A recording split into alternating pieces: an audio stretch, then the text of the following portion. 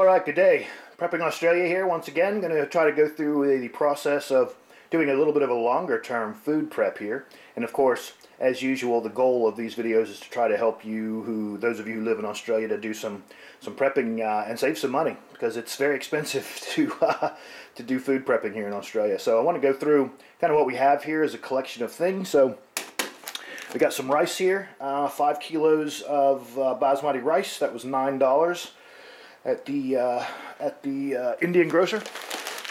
Red beans, there's a kilo there. That was $4.99, so $5 for a kilo of red beans.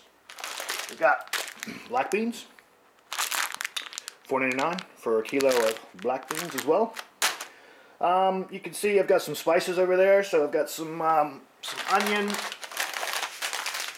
got some granulated garlic, some dried onion, and then some shredded garlic flakes. These are all dried, so in their own state they should last quite a while by themselves. Of course, we've got some peppercorns here, and then you can't have rice and beans without good old table salt at the top up there. Now, these are something that you may have seen before. If you're doing any long-term prepping, you've probably heard about these. If not, then welcome to the Mylar Bags. Now, these Mylar bags are quart bags. I got them on ebay.com.au, and I got 30 of them with the oxygen absorbers for $23. And when I counted them out, they actually sent me one extra bag. I'm only hoping that they sent me one extra oxygen absorber as well. The only thing that's a little bit dodgy, and I don't know if you can see it. Yeah, I think you can see. You see that crease right there? That crease is going to be a weak spot in this bag.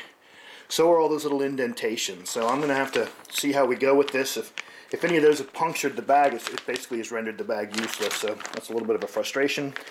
But again, $23 for 30 of them. I saw a guy on YouTube in the U.S. that he spent $45, and I don't know how many he got, but he got a stack of bags. He got a little heater that heats them and shuts them, and that's how these work. If you look real close here, this is a sealed end, and then see it's got the little perforation there. So when you can just open it on this end, and then this end is the end that you load, and then you seal that, and you can use a heater or an iron. What I'm going to do is put some of these things together and then come back and do another video and show you how I package it all up. So I've seen quite a few videos of people putting away rice and putting away beans. And traditionally they're just saying, well, take the rice, pour it in the bag, seal it, mark it as rice, and away you go. But I thought, well, what the hell? I'll put a little bit more effort into it. I actually went to the what do you call it, the collectible store, like the craft store, and got these little plastic bags, right? So they're Ziploc plastic bags in 3 different sizes. It was $2 each for these. Again, different sizes, slightly smaller. And I thought what I would do is I would actually pre-make some dinner kits. So what I'm going to do is I'm going to basically take some normal bags as well. Just some normal Glad Wrap or Goliath. These are from Aldi. I think $2.49 for 50 of them. And I'm going to put some rice away in a bag, and then I'm going to put some beans away in a bag, and then I'm going to take the spices and I'm going to use these little bags and fill the spices up. So I'll have a bag with dried onion, some different bag with some flakes, different bag with some pepper, and then my plan is to pierce a small tiny hole in each of these bags. Same thing with these. So once this is filled with rice, I'm going to pierce a tiny little hole in it. Same thing with the beans. And then you take each of those bags. I'll have a collection of what? 1, 2, 3, 4 or 5 bags. And then I'm going to throw all those into one of these. And then add one of those, and this thing's going to suck down like a pillow. It's going to be like, and it's going to seal it, take all the oxygen out of it. That's what these things are for.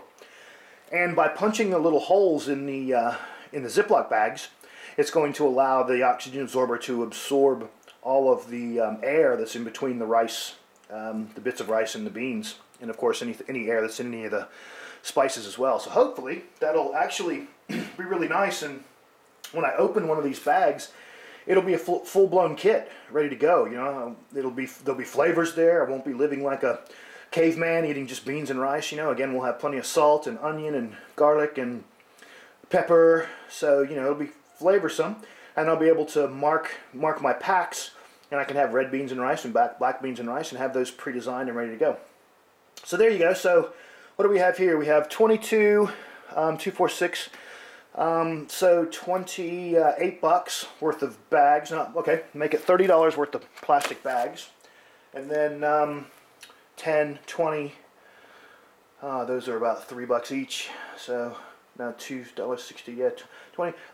You know, all up close to $60, I guess. But if this is done properly, and we then take these sealed bags, and once they're all the oxygen's been sucked out of them, we put those into a bucket and seal that bucket, and maybe even throw in a couple of other oxygen absorbers in there. Literally, and this is no exaggeration, this food will last 30 years. The beans and the rice definitely have a 30-year lifespan if they're sealed away with no air, and preferably no light, and everything else is dried spices. Again, you know, the worst that can happen is they might lose some flavor. But that's pretty amazing. So for, again, $60, I can have a bucket of food that's going to would last up to 30 years. And lastly, I saw a video of a guy who talked about something that I thought was really interesting. You know, it's like, okay, worst case scenario is I spend this $60 and I put this food away, and 30 years from now I actually decide to open this and eat this food. Do you have any idea what this bag of rice that cost me $9 in the year 2016 is going to cost in the year 2046? Or the beans at $5 a pop? You know what they're gonna cost in 30 years?